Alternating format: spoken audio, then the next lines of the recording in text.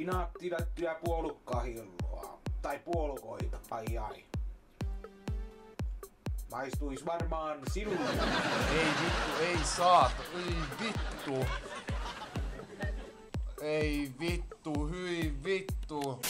Joo, hyvää lauantai-iltaa vaan. Ei kun, mites tän sanotaan? Jänkä, lauantai-iltaa.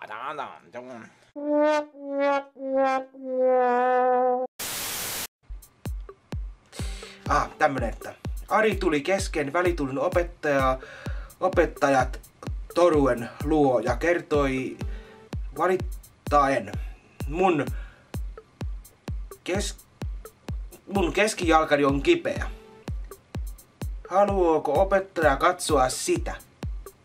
En kun opettaja ehti sanoa mitään, veti Ari alas farkkunsa. Katso nyt, voiko sillä tehdä jotain, totesi Ari.